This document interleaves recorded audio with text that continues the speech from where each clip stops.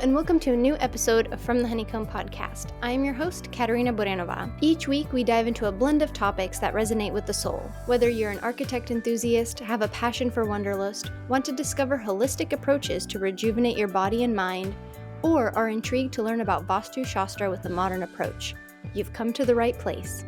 Join me as I sit down with inspiring, like-minded women from various walks of life. We will delve into their journeys to discuss the challenges and moments that define their paths.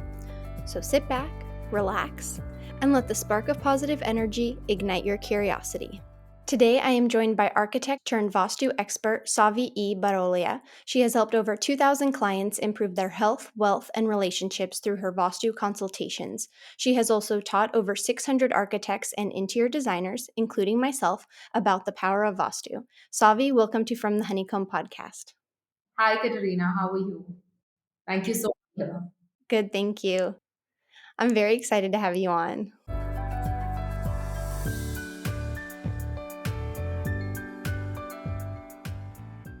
As you know, before we get started, we like to share something that we are grateful for in the present moment. So, what are you grateful for? I think I'm grateful for the initial clients that we got, like when I was just starting out, and the initial few consultations where we did, where I was also starting out, and for someone moving to a new house, having that trust in us when we were just starting out is what I'm grateful for. That they had trust in us so that we could grow as much as we have in the last 3 years. So I'm grateful to my all the initial clients who stood by and trusted in us when we were just starting out. Oh, that's incredible. There is so much truth to those first few clients. You really like the fact that they trust you and, believe in you and set you up for success, really. That's really great. Right.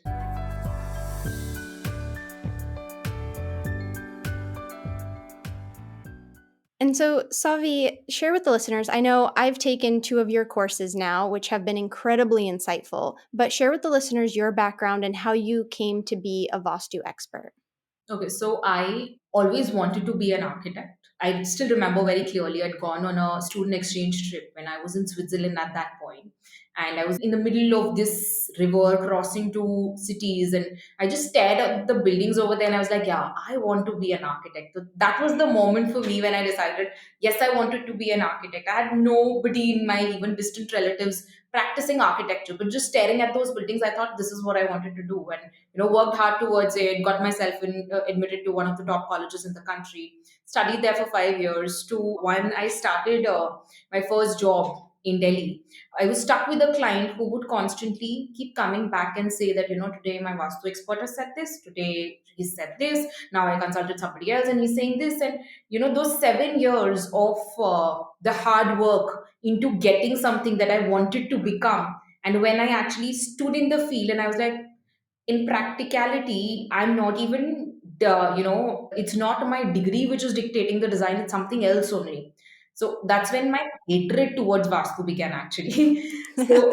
So yeah, I would not believe in Vastu at that point, because for me I was like, if I am designing as for good light and ventilation, why do we need all of this? And it's old and whatnot, because of the way I had been seeing the way it had been marketing throughout those years. However, when I got married, my family I married into, they really believed in Vastu, and just listening to their story, how it changed their lives since 20 years, I just got curious that, trying to put my architect ego aside and say that, what is the science really? And if people are believing in it so much, I first need to understand what this is before I say if I want to or if I don't want to believe in it. So that's how I first tapped on and got into the field. And I was just into it because I was curious to know what it is. And I had no intention of making this as my career path.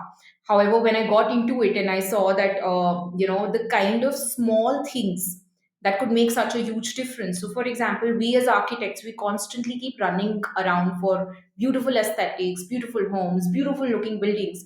But if in those beautiful homes, if somebody is visiting doctor every month, or if financially they go down the drain, what is the point of the beauty? And when I did my first initial few case studies, I realized that even a small change, such as a curtain color change, brought such a huge difference to people's life. Which is when I said that, this is something that we need to create an awareness about. Because if the architects themselves they start doing it in the buildings itself, then we wouldn't need any Vastu consultations, because the buildings inherently will be good and the people would live happier lives. So that's how it all connected. Now, I love that the beginning of your story is, you didn't believe in Vastu, and then now you see the power and you've seen it transform so many people's lives. And so if there is someone listening right now and is thinking, yeah, but I still don't know if I believe in Vastu, where was that really like big change for you where you believed in it? Initially when I was learning, because like I said, I didn't believe in Vastu. I was completely opposite of that. So initially, when I every time I would learn a new thing, I would constantly keep putting it in my life that, okay, let me try do this. Does it really work? So, for example, one of the first things I did was, so I started out during COVID in 2020. And because of my wedding, I'd taken break from work. So that's when got into Vastu, because I was not getting a job at that time because of the COVID hit.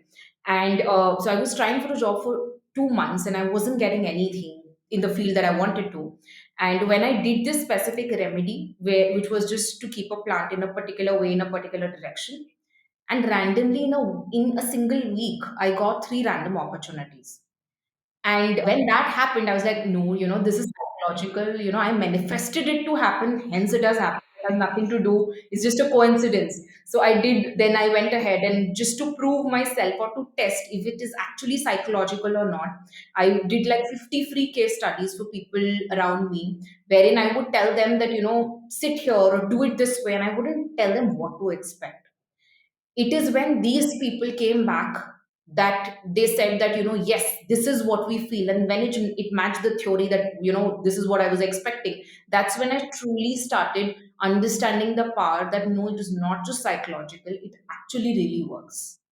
No, that's incredible that you applied it and that you went through so many case studies because that's kind of what we're at the stage I'm at now. I've taken your courses, which have been incredibly helpful, and I've started to shift things around my house and see actual changes. And it is incredible by, like you said, changing even just the location of a plant. Because I think when some people hear about Vastu and they want to apply it to their home, they think they have to demolish their whole home and start from the beginning. But there are remedies you can do to help change things around your house. Yes. You don't have to scratch out the entire thing.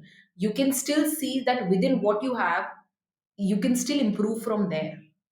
No, absolutely. Absolutely. And one thing I want to talk about, which we talked about in the course I was with you, is, and you brought it up at the beginning of the episode, is you had a client who kept saying, one Vastu consultant said this, one Vastu consultant said something else. And that's something I've discovered as I've been learning and educating myself on Vastu. And living in California, there aren't as many resources. I'm like, when I found your class, like I said, it was such a great resource because I was able to get information. And so, how can you explain to someone, when there are overlapping, one consultant will say, you have to do it this way, one consultant will say you have to do it this way. How can a client approach that situation? See, let's say you are facing a stomach ache, okay, and you go to a doctor. Let's say the two doctors in your city, you go to A and B. Now, with the same symptom that you go to Doctor A, he might give you some other medicine, and the Doctor B will give you another medicine. Now, is it that A is wrong or B is wrong? No. No, he is just giving you the medicine on the basis of his experience with his clients. So, similarly, what I've understood over a period of time is that the basis of Vastu is the same. However, depending on how somebody has seen their cases or their experience, that maybe somebody tried doing this and it worked for someone, hence they're suggesting that for somebody else. So, which is why the opinions differ from person to person, because it's not like a straight line that, for to gain good money, you need to put green plants in the north direction. It's not a straight line like that. You could, do multiple things. You could, have a water body over there, you could place a mirror there, you could have an entrance from there. There are multiple ways around it. So depending on someone's experience, accordingly that person will be able to tell you that, as per my experience, this is the best way forward. So that's why the opinions differ, but it doesn't mean one is wrong or the other is right. When someone is going for a Vastu consultant, I feel the way to look at it is you go with the person who you feel that you can trust. And if you Mhm. can trust that person, then don't worry. Like, just go with it. When you go to a doctor, you just go with what he says. You don't know if it is right or wrong, but you just take that pill. So if you trust someone, then you go ahead with that consultant. Obviously, you need to obviously back check their track record, their past clients, that you can speak with them to understand what has their experience been like. And if their experience has been good, and if you can trust the consultant, then you can go ahead with them. That's a great example of explaining it too if you go to two doctors. I really like how you explain that. And one thing I wanted to talk about too is, and I love how you, when we've had our discussions, is you know that I live in California, in America, where the architecture is very different. And so sometimes the Vastu principles, you'll tell me, well, because of the architecture, we have to look at it this way. And so that's great that you have an understanding too, is it varies differently around the world once you start applying Vastu principles, not just in India. Exactly. So in whatever way you see, the principles are the same. But like for example, if I have to say that, let's say if this is a plot, and if I'm constructing in India, and if this is the road in India, the house is always constructed towards the back side of the plot. Whereas in US, if this is your plot, your the houses over there usually constructed in the center of the plot Hmm. mostly. Whereas if this is a plot in Australia, you would see the construction happening towards the front of the plot. Now, if you talk to someone in India, they would say that a north facing or an east facing plot is good. Now, in India, you construct towards the back of the plot. So, if you have a north opening or an east facing, you would technically get northeast open if you're north or if your plot is north or east facing. Versus if you are someone who's living in Australia, and if you go with a north facing or an east facing, and if the construction is towards the front of the plot, probably your southwest is then vacant. So the basic principle that remains the same, but the way people are constructing in different parts of the world, we need to see how can the same thing be tweaked and applied in this case. No, absolutely. And I like that you brought up Australia as well, because I know when I first started learning about Vastu, I thought, how can you apply this, in the southern hemisphere? And there are ways, like you just said. Right. Right. And so for Vastu, if someone's listening and they're still thinking like, well, how can I apply this, to my home? I know there's some generalities that someone can apply. Like one of the main things is keeping a space decluttered, having the space be clear of messes. What are some other kind of generic or basic Vastu principles someone listening can apply to their home without having to need a floor plan? The first and foremost is that you need to remain keep the house clutter free. Reason being, your house is 100% vastu compliant, but if you keep it messy, you will still face issues. Your house is an extension to what is going on in your mind. So if your house is cluttered, so is your mind, right? If you're Mhm. working on a desk messy, probably you'll find that mess in your brain as well, where you're confused. Also, as per the traditional scriptures of Vastu, if you read, it basically means, when it also suggests that when you're confused, just open one corner or one cupboard in your house, try to clear it off. When you clean up that cupboard, automatically the clutter that you have, or the confusion you have in your mind, that will start clearing up. So that's one thing that someone can definitely do. Apart from that, like, yeah, anything that makes you feel positive. So in a lot of homes, we tend to keep abstract artwork, or some abstract sculptures which are there. However, when you're keeping any painting or any sculpture in your house, it's important for you to see that when you look at the painting, not from an artist perspective, but from general perspective as a viewer, what can you feel from the painting? And if you feel that the vibes that you're getting is not positive, or if it is a sad face, or it is a depressing face, then that's the kind of energies you're trying to attract in your life if you're putting that in your house. So when you're putting any artwork or painting, be mindful about what is the vibe it is giving to you. Mhm.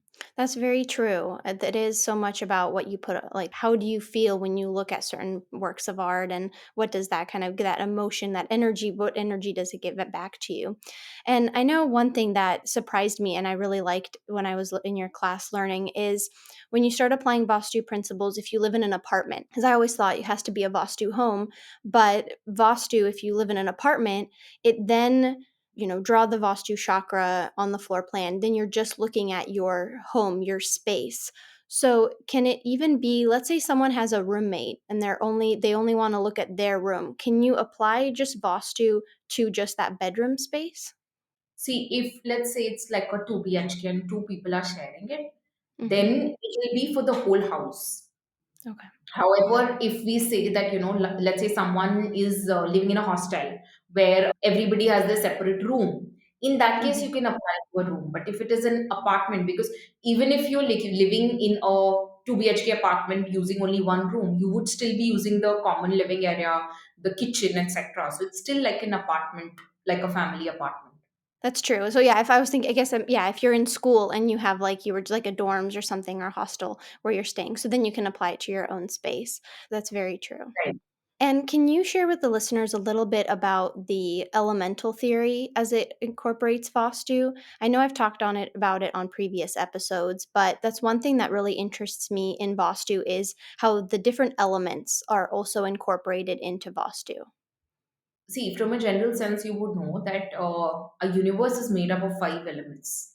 Okay. And even as per Vastu, your spaces are intertwined by these five elements. So, for example, if let's say in a human body, if there's too much fire, how will this person behave?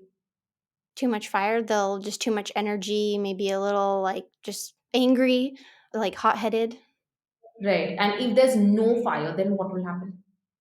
like too calm, too quiet, There's no fire at all. no fire at all.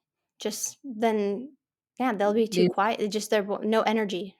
Lazy, no passion to do anything.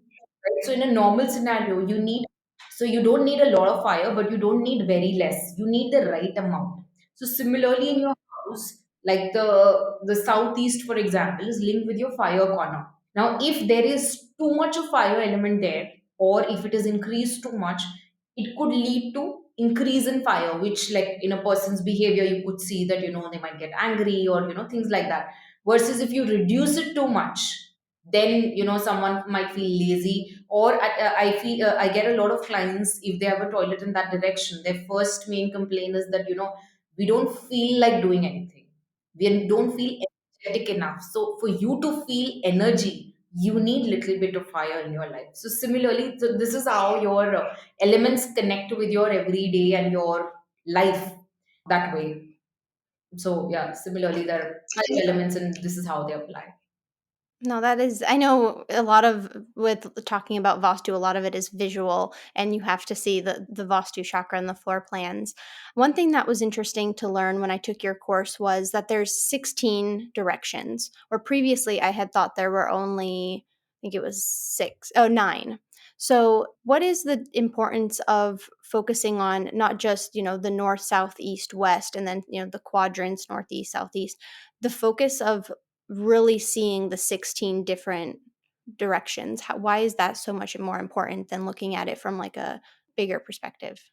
See, if you talk about people following traditional Vastu systems, they follow an eight direction system.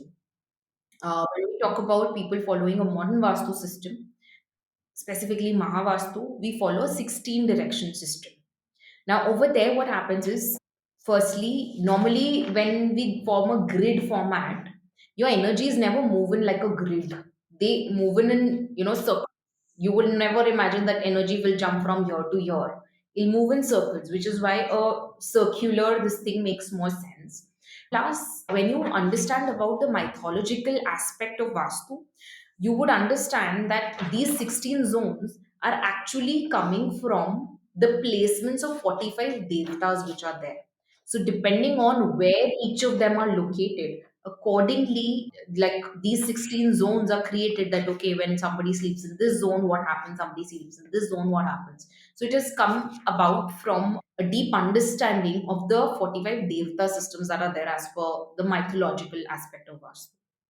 Well, that was a good description. And when you were just saying where someone sleeps, that I wanted to bring up a point is even if you balance your home with Vastu principles, my understanding is you'll feel the most effect of whatever zone or space you spend the most time in. So where you sleep, where you eat. If someone's listening and they're like, well, I don't, maybe I had, a Vastu consultation, but I don't feel anything. There is something to say about the space you spend the most time in. That's the energy you're going to feel the most, right? I wouldn't put it that way. We could say that if the zones are balanced, like for example, if I want to feel mental peace, I don't have to sit in the northeast zone. Mhm. Okay. I don't have to sit in that zone. But for example, if I'm feeling too lethargic, it could mean that probably the place where I'm spending most of my time, probably that is not the correct zone and that is what is making me lazy. Or it could also be that the zone linked with the laziness that is getting disturbed, which is why you're facing that. So it's not necessary that the zone where you're spending most of your time, that's the energy you feel. But when you're doing any particular activity, so for example, if you're sleeping, so depending on which zone you're sleeping in, that's the kind of sleep you will get. Depending on which zone you're sitting and working, that is the kind of energy you'll feel. So at some corners in your house, when you sit and work, you'll feel, oh, I feel more productive here. Whereas if you sit at another place, you're not able to focus. So that happens on an activity based thing, that when you're sitting and working there, that's what you experience at that point of time. Mhm. I see. No, that makes more sense. Absolutely. And I want to talk about your courses because I know you have courses for architects, but you have also courses. I did the Vastu Within Walls course, which is for someone if they're interested in doing Vastu. So can you share a little bit about your courses if listeners are interested in learning more about Vastu? Sure. So the Karma Vastu Advanced course is specifically for architects or people from real estate background who wants to learn how to design as per Vastu. So if you're doing a project from scratch, how can you design as per Vastu? Because once you understand the principles, you understand that Vastu is not just about master bedroom in southwest, kitchen in southeast, and entrance in northeast. It's much more than that. And once you know the principles, you can play around with it to make a good design and not a standard design.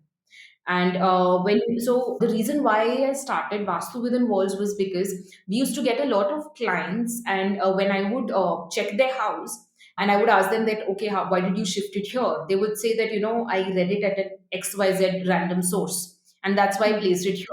But because, they don't know how to check the directions accurately, they put it in the incorrect direction. Instead of it actually helping them, it was worsening the situation for them. So, which is why we said that, Vastu is all about accuracy. And in this course, what we do is we take your floor plan, we put the Vastu Chakra on it so that all you need to do is look at the drawing and just watch the video. So it's like a no brainer for you that, okay, do I have this in my house? Am I feeling this? Okay, I need to shift it or not. So people are able to check their own house, because a lot of times we also got people saying that, we are doing fine in our life, we don't have any issues, but we like to read random tips on Vastu and apply them. Now, when you're reading random tips online, you again won't apply it in the right place, or it might end up hampering you. So just to avoid that, if you are that sort of a person who wants to just learn and apply a few things because you're curious, you can do it through this course, so that there won't be any negative impacts. You're doing the right things in the right place. No, I like that you have the both courses for people who want to just expand their knowledge. And especially because I was someone who, when I first was starting to learn about Vastu, the only place I could find stuff was online. And I bought a few books, but then kind of what we talked about earlier in the episode is I found contradicting theories and principles and how to apply certain things. And so I like that you are a source to come to and have someone be able to look at their home, and because really, most of us do just want to do it for our home, maybe we want to improve our health. Exactly. Yeah. So, for example, if you watch a random video which says 5 tips to improve money in your house, now money could mean different things for different people. For someone, it Mhm. might be that, okay, I'm not getting a job. For somebody else, it could be that, I'm getting new clients, but they don't pay me on time. For somebody else, it could be, I'm earning enough, but I'm not able to save money. Or for somebody else, it could be that, my expenses are too much. So it could mean different things for different people. And it's just like if you have a stomach ache, a body ache, a headache, the medicines for all three is different. So similarly, medicine for all these money problems are different. So, which is why the course helps you identify which problem you are facing, and you just need to work on that, because any random medicine will not help your problem. When you apply it for the right thing only, then it's going to work for you. No, absolutely. And your course for architects, I took that one as well, which I really enjoyed. So if there are architects, I do have a lot of architecture listeners. If they're thinking about, learning about Vastu, what I liked about your course was we got to design a building using Vastu principles and really applying so much of our knowledge, which I think helped us learn, at least it helped me learn the principles so much more because I was applying it to a new floor plan. I didn't, it was very fun and creative, but it also helped me learn the principles so much more. Right. See, what is Vastu? Vastu is architecture. Now, can you learn architecture reading a book? No. I mean, no, Can you not really. learn architecture by just reading or attending a course on theory? You can't. Unless you apply it, you won't understand how do these principles now actually apply. It's like I'm sure you will be able to relate when you learned physics in your school. The theory seems simple that okay, g is equals to this, and fine, this is how it works. But it is when the question comes in that okay, if something is falling from here and it's falling like this, then what will happen? So it's where you have to apply that basic, and that's where the I would say that's where you understand if you are able to follow or not, because reading the theory is easy, but how creatively you can apply it to your design is where the challenge lies. So that's exactly what we try to cater to in that particular course.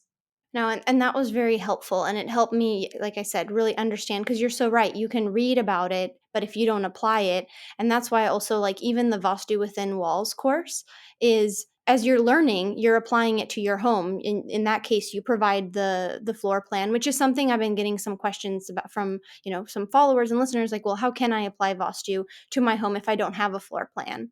And so the fact that you have this course and they're great, easy to follow. I know Vastu Within Walls was easy to follow at my own pace. And then your architecture program with Carvon was a group setting, which was also really fun because it was so interesting to see what kind of designs everybody was coming up with. And because one thing that you mentioned earlier too was you think southeast area of the home has to be the kitchen and the bedroom has to be in the southwest. And then, well, all our floor plans are going to look the same and it's going to be boring. It's all, but none of our floor plans looked the same, even though we were learning the same stuff. Exactly, because it's just like saying that when you're designing on any plot, it's a real site, right? You might have a tree somewhere, you might have a different kind of a compound wall, etc.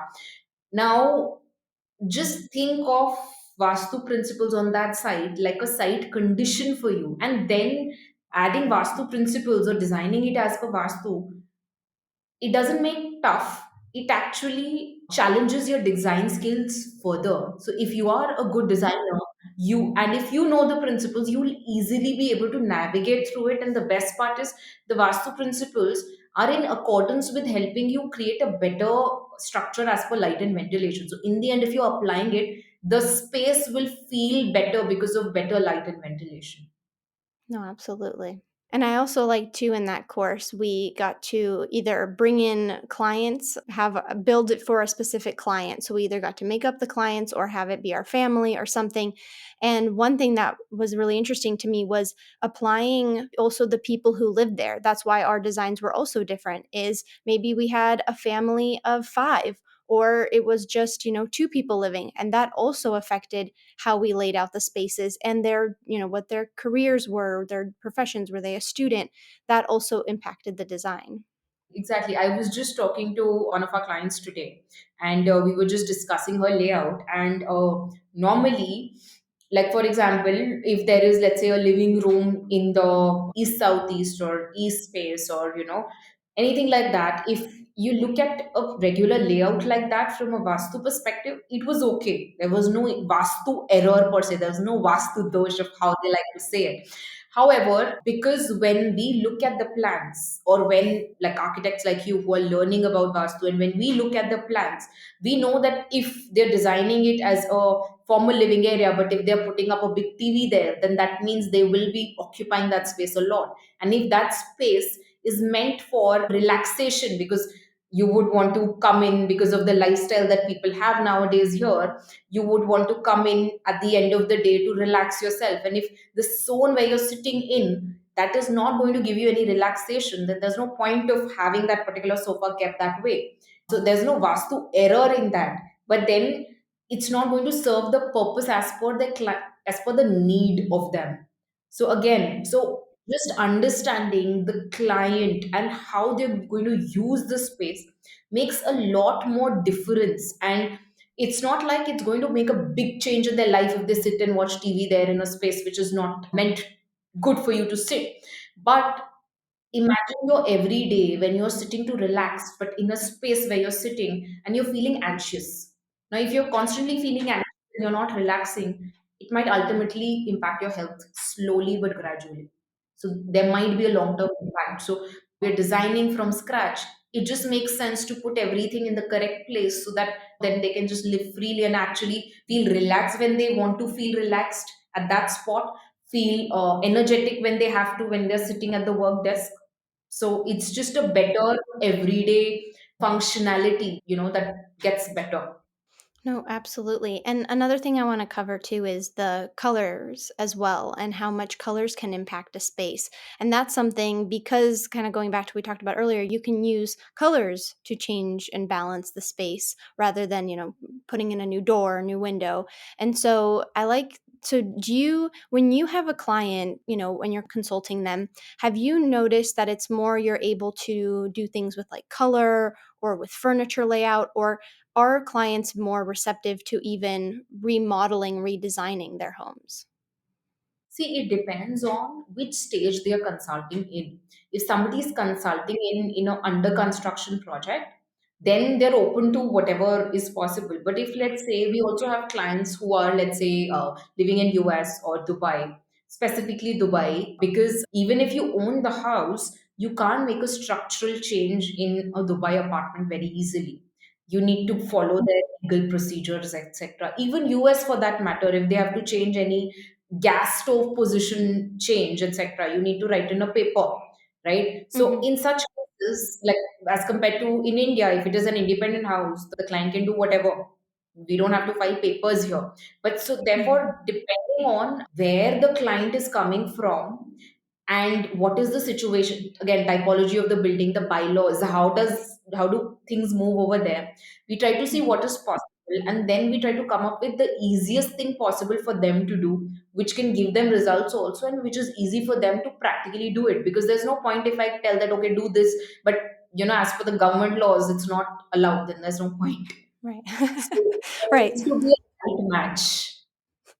No, very true. There, it is true that, because that's what I've started to do some Vastu consultation as well. And a lot of the people that I have been attracting and clients I've been attracting are more looking towards, changing the layout of their room, or, using plants or colors, because that's a little more accessible as well financially rather than remodeling. But I understand during construction as well, you have the opportunity to change things. So there's definitely a variety of when someone can bring a Vastu consultant on. It doesn't have to be after your building is built, it can be during construction as well. Right.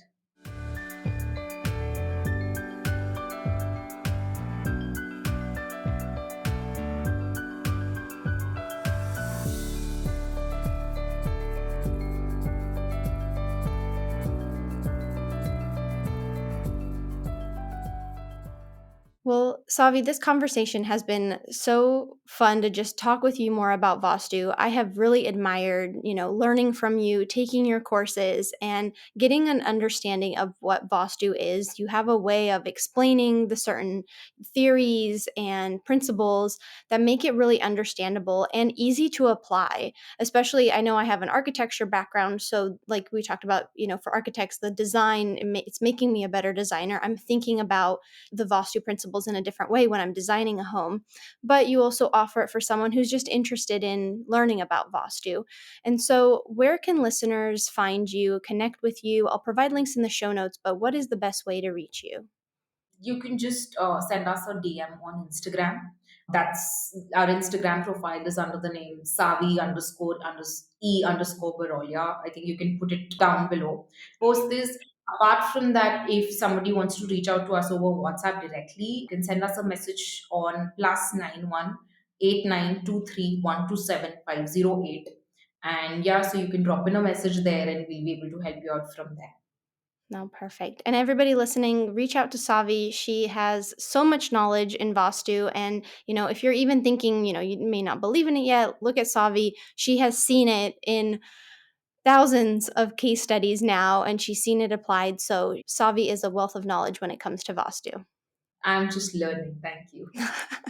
Always learning. Yes. Well, Savii, thank you so much for coming on from the Honeycomb podcast. I really enjoyed our conversation, and I know the listeners will as well. Thank you so much for having me. It was a pleasure connecting with you again. I look forward to seeing and connecting with you in the future. Thank you. Thank you for listening to this episode of From the Honeycomb podcast. As we conclude, I want to express my gratitude for joining me in today's episode. I hope you have found it insightful and inspiring. If you enjoyed today's episode, please take a moment to rate, review, and click that like button so you never miss an episode. And don't forget to share this with your friends. You can follow me on Instagram at From the Honeycomb Podcast, and you can also further your support of From the Honeycomb by visiting the Patreon link provided in the show notes. Your contribution helps make more episodes possible. And lastly, don't forget to subscribe to my monthly newsletter, A Spark of Positive Energy, that comes out on the 7th of each month. Thank you so much, and see you next Friday.